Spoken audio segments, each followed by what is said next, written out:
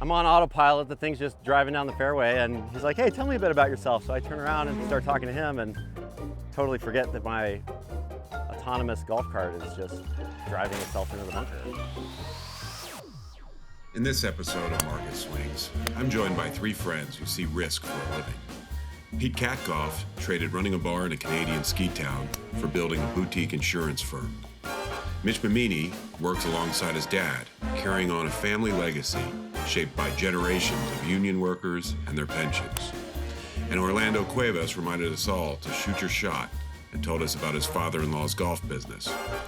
We had a skins game going all day, but what we really shared was a love for competition, risk, the entrepreneurial mindset, and taking good care of our clients. Let's play some golf. Oh boy. Okay. Are you into breakfast ball action, Josh? We don't take breakfast balls on market swings. Oh, yeah. No breakfast balls in the market. You're on the tee box. I know, it's a great angle. I'll see you over there, Pete. Oh, see you over there. thing. It's really windy. Nope. See you over there. All right. Well, you're going to get a lot of good footage on the right side. A fellow golfer took my ball. We're going to have to agree as to where my ball was. That's a very aggressive move.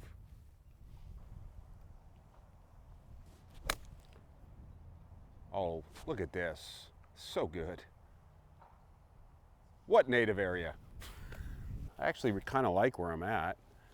And let's just try to keep it, right of the flag, maybe about 12 feet right, and work it back in.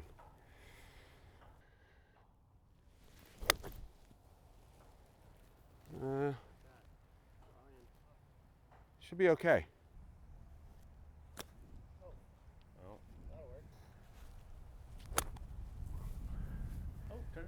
All right. Sit right there. Stay up there. Uh-oh. We're looking good, Josh. Good speed. Good roll. Didn't come down even a little bit.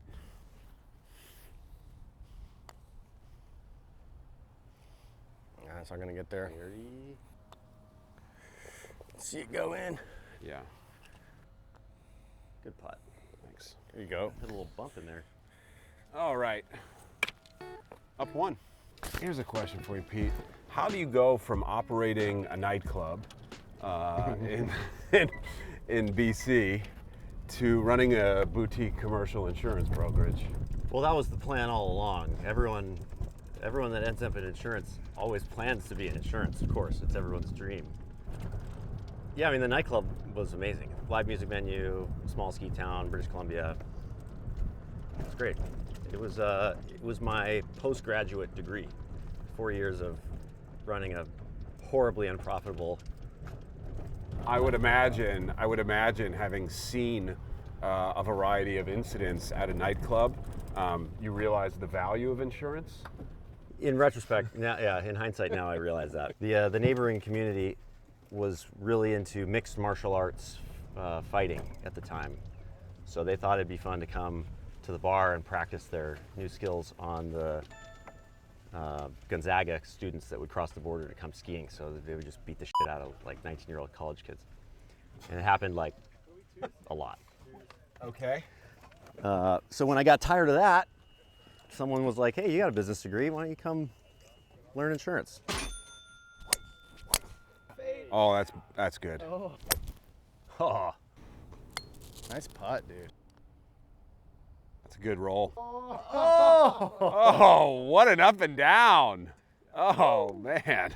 One of the whole reasons that I got good at golf was because it's a representation of a passion for something and your ability to invest time and get better at something. All right, this is going to be a tricky shot. Good out. There it is. There you go. Good two putt. And the front is one. Your client base, I mean, we talked briefly about like your niche, which are these surf parks, but like What's sort of a typical client look like for you? I mean, my clients are less categorized by what they do, what they make, what they sell, and how big they are, more so by what type of experience do they expect from a professional vendor. And our world, like so many other professional services, has just been cannibalized by private equity and gigantic multinational public companies that are just buying market share, that the boutique relationship-driven experience doesn't exist anymore in our space. Okay, so then it actually leads into exactly what so boutique actually does mean something. It means, to you, it means quite a bit, no? I mean, it means founder-led professional practice, whether that's CPA, whether that's law. I think that you get a much different experience when the buck stops with the person that you're interacting with, as opposed to shareholder-driven decision-making and value engineering every part of the transaction. And I would imagine your customers appreciate that. Like I said, I categorize my clients more on what their expectations are than who they are and what they do.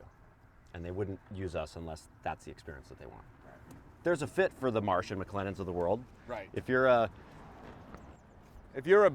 big private equity owned thing, like you're gonna. Hey, if you've got 10 board members and 2 of them are on the board at Marsh & McLennan, you're probably going to use Marsh. New match. Right. Let's win the back by 1. Yeah, Josh. Very nice, Josh. Good shot. That's right. Bang. Good job. All square. I mean, I'll ask the question a different way, but how is AI affecting the commercial insurance business?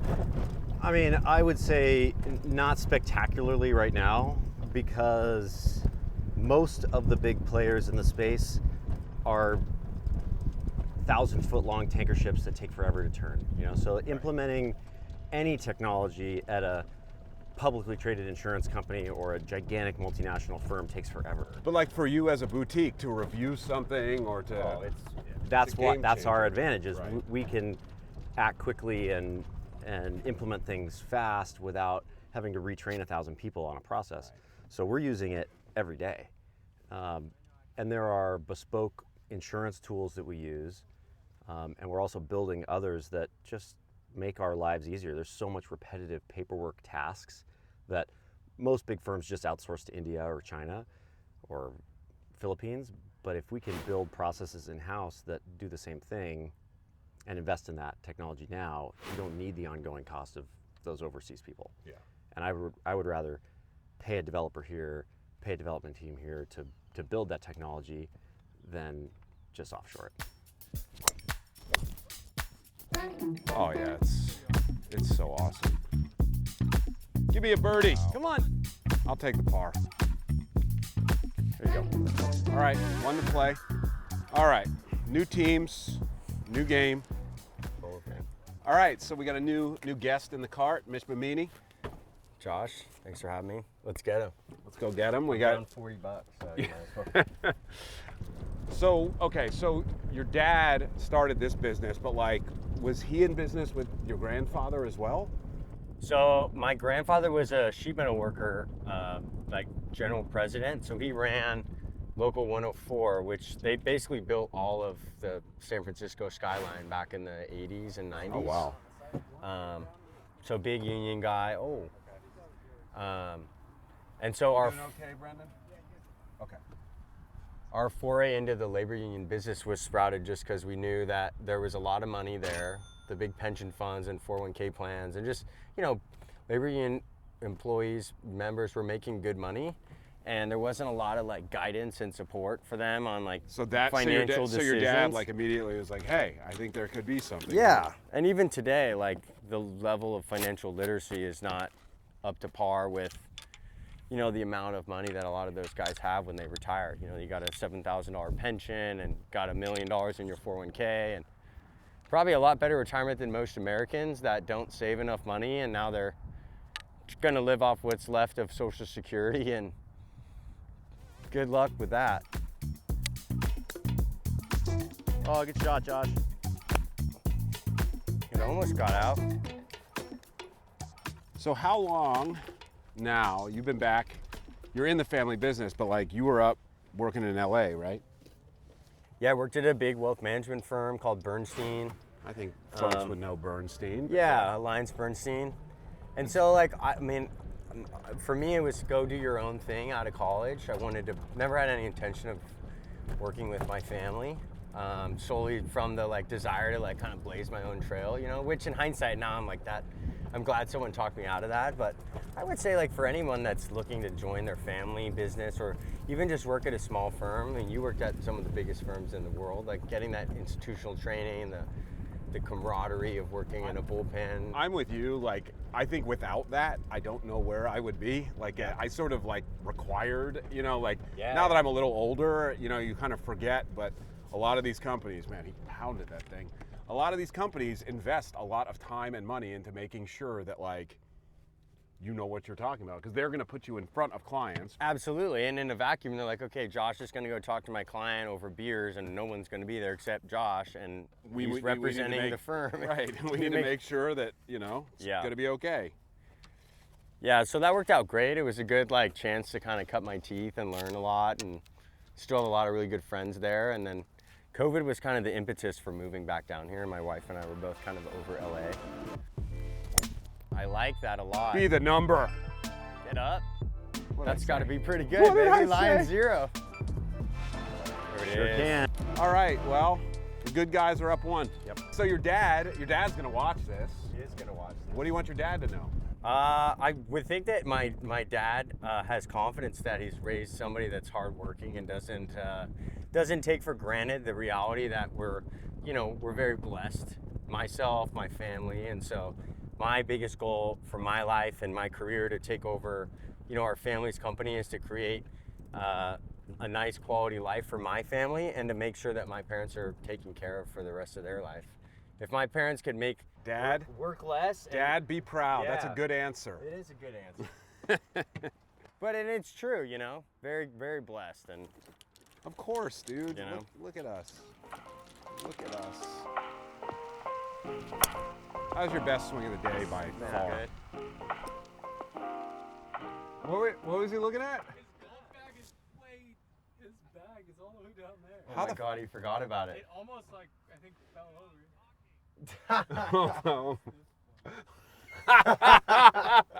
I knew that thing was trouble, dude.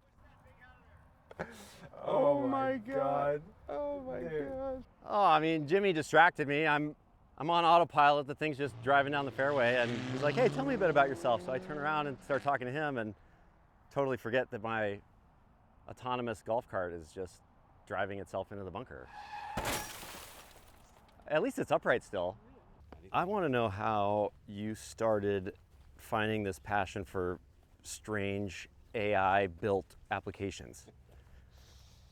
So I started And the ability, by the way. Yeah. So I started coding when I was like 6 years old. I got my first computer in like 1986. So I had an Atari computer with like a big floppy disk drive. And mostly I played video games on it, but like Oregon Trail. yeah, all that stuff. And it just kind of like always stuck. My first gig at Bloomberg, I was probably one of the first dudes who like lived in a feed. It was like pre-Twitter. We built 10K tools where we would search for certain words and certain, signals that like when companies would announce certain things. Like there was a type of article that I loved to write when I covered publicly traded companies where I always wanted to track the private jets of all the people.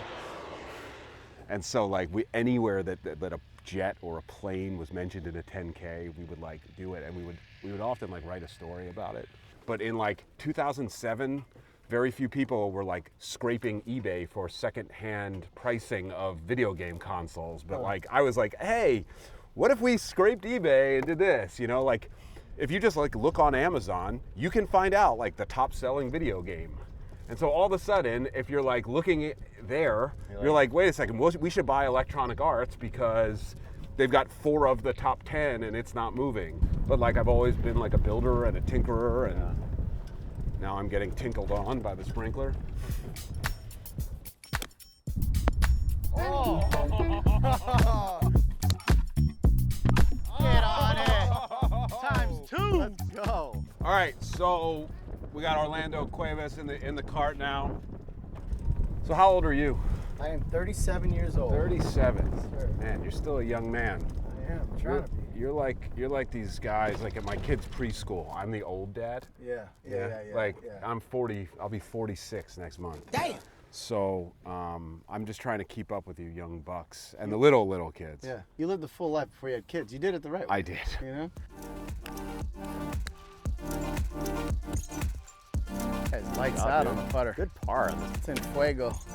Like, how did you find yourself at Empower to begin with? That's a good question. So I started off as a financial advisor, and this was like when I first got into the business, you kind of think you're going to be like a stockbroker or something, but that's just not the way the world works. So you realize you got to be like a consultant and advisor. So I did that for a few years, and then I randomly was going back to my hometown. I was getting my car serviced at a local car dealership, so this will come back around. And I played baseball with the owner's kid for a long time. So I just kind of went up to him. Or actually, no, I went into the service bay, and he saw me. And he said, "Hey, Orlando, come over here. Let me talk to you." So we're just chit-chatting. "What are you doing now?" Blah, blah, blah. And I told him what I was doing. And ultimately, I said, "Well, Larry, maybe let me manage some of your money."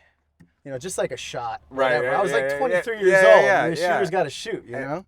And he goes, actually, my brother and I are splitting our dealerships because they had multiple dealerships in Colorado. And he goes, "We're splitting it so we have something called a spin-off in the 401k. He goes, "You know anything about that?" I go, "Yeah, absolutely." Knew nothing about it. Fake it till you make it, right? But I got all the right people in place. We went through it. We got them in a good product. We did a whole, RFP process, and ultimately got them in a really good situation. And I found my love for retirement plans through that experience. So it was like one guy. I'll shoot your number out here.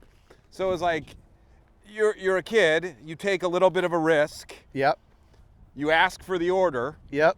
You get it, and all of a sudden it basically defines the next phase of your career. 100%. That one question, which was a shot in the dark. 64. Oh, Jesus. I just can't play golf today. So how much? What does Empower have AUM? We got 1.7 trillion. Oh, Small shot. big number. Yeah. We're the second largest record keeper in the nation. That's what it is. Wow. This is where we are in stature these days. Oh my God. Oh, dude, this guy with the flat stick is unbelievable. Good job, Josh. He's unbelievable. The record keeping business of, retirement plans, it's in the late cycle of the business cycle, right? It's in maturity. So you need scale at this point to be competitive, right? Fees have compressed. It's the market is consolidated. So with our scale, we got 19 million participants. We can spread the cost over 19 million people. And you need that scale to reinvest in your technology, reinvest in your service, pay your salespeople, right? Across the board, you need that scale. It's imperative. So for you guys, it's like, to your point, it's like critical for delivering the service you're trying to deliver. 100%, Yeah. and to maintain competitive on technology, right? You want to infuse AI and all that. It costs money. Right. So you have to have it. You have to have the scale.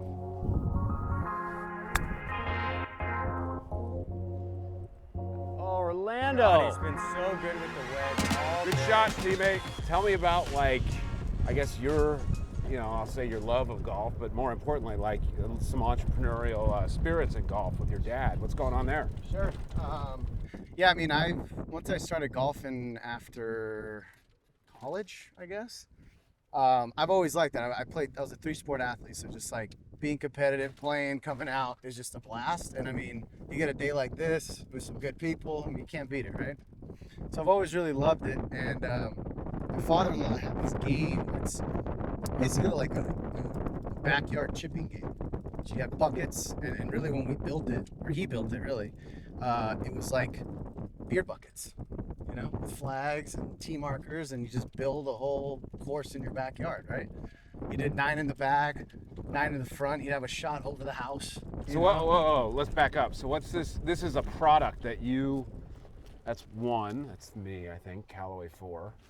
And then Yep, and I'm over there. You I'm got over it? there, Okay. So what's this thing called? Well, so it was one, alcohol-infused Christmas, and we were talking about it. And one of my buddies is an entrepreneur. He's built products himself, and he's like, "Why don't we just build this thing and actually sell it?" Our angle is more designed for, people who golf. So it's a little polyurethane foam ball, some nice buckets, and you use your own club, right? So you're practicing your short game, playing golf, and you can create your own golf course. Got it. So this is something like you guys are launching, or this is something like it's out? launched. It's It's out. Yeah. Oh, so we could. So let this be an ad. So what's Go what's to it? minilinksgolf.com Minilinksgolf.com. and go get you a set. There you go. We actually got a free shipping code. It's called Free Ride 25. You get free shipping. There it is. Put it down in the comments. Free ride 25. Go hook Orlando's father-in-law up. There you go. I love it. Oh, I caught that fat, but it was Chunky, good. Get up. That's Get up. short. 2 holes to play. We're down. We're down 1 on the back, and down 1 on the match. Right? Yep. Let's go. Let's tie it up. Win on 18. Well. Oh yeah. Oh, a little red ass on that one, Josh.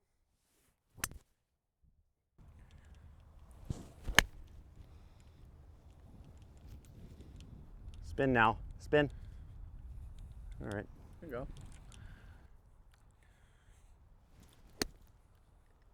Oh yeah. Get up. Sit. Inside Pete's. Oh, Jesus. that was low.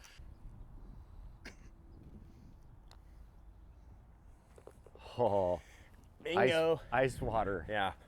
Way to say no. Nope. Oh. Easy. Nope. Isn't that more Auto. satisfying now that we No. I knew we were all gonna make. Hardest par 5 on the, I think it's San Diego. Water left, water right, water long. Second shot's tough. It's 540 yards into the wind. Simple. Nothing to it.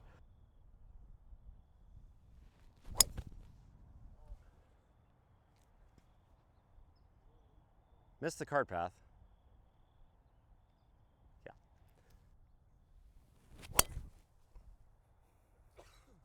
Fine. I'll be all right. Not very good. No, it's okay. That's okay. Safe here. Yeah, 3-shot hole. It's like, Just stay. Stay right there. Stay right there. I think it's okay. Yeah. I think you're fine. Yeah, seems fine. Oh God. Oh no. Oh God. No. That's Goodbye. swimming. Just don't love the lie. Let's lay Stay up. in the game. Let's lay up. We're gonna stay in the game. All right. So 186. Josh, if it changes your decision making, I hit it in the water.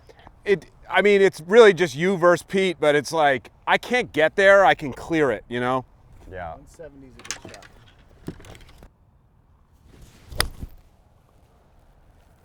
All right. That's perfect. All right. Rather have a perfect shot in.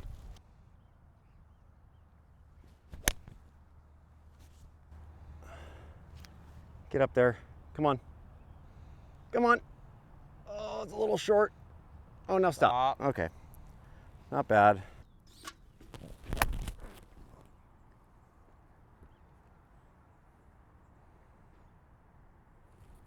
It's on.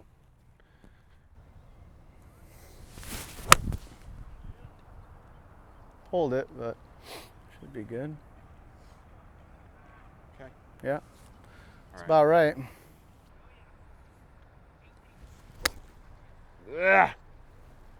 Get on. Not anymore. Sit. Don't go in this. Oh, good. All right, you're good.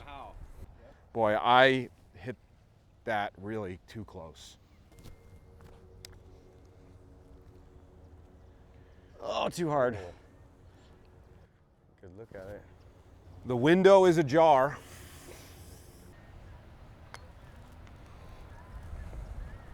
Oh, too low. All right.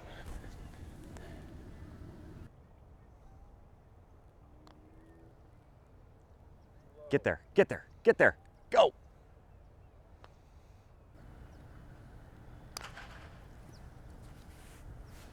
Come back. That was a good roll. Good speed. All Didn't- right, Pete. If you make this, it's over. It's really over no matter what. Wait, why? Well, you're up one. Mitch made- It's very yeah. hard for me to win the hole. Mitch made 6 for 5, right? Yeah. Yeah. Oh, so it doesn't matter. Yeah. Oh. Another good roll that didn't go in all day.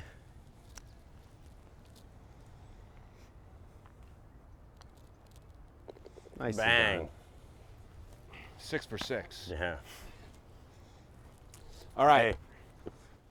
Gentlemen, Brother. it's great. Hey, cheers, man. That was fun. Yeah, man, That was a good time. That was fun, A man. different Cheers. angle. I just want to thank everybody today. Pete Katkov, Orlando, Mitch. We had a blast out here on Market Swings. Hope you like and subscribe to the channel. Check out in a couple of weeks. These guys will be back for anybody counting money. Some skins are outstanding. We'll put a little tally down in the video if anybody cares who made or lost money. But the point is, we're out here, the markets are closed, and we're playing golf, so we're all winners. So subscribe to Market Swings, like it. We'll see you guys in a couple weeks. Thanks. All right, let's settle up. On the day, I won 2 ways, Mitch and Pete tied, and Orlando lost.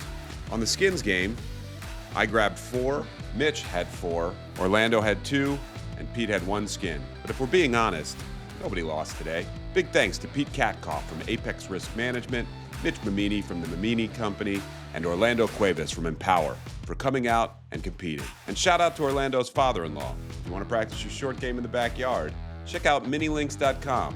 The link's in the description. That's Market Swings. If you like what you saw, hit subscribe, like, drop a comment, and let us know who you want to see on the course next. We'll see you on the next one.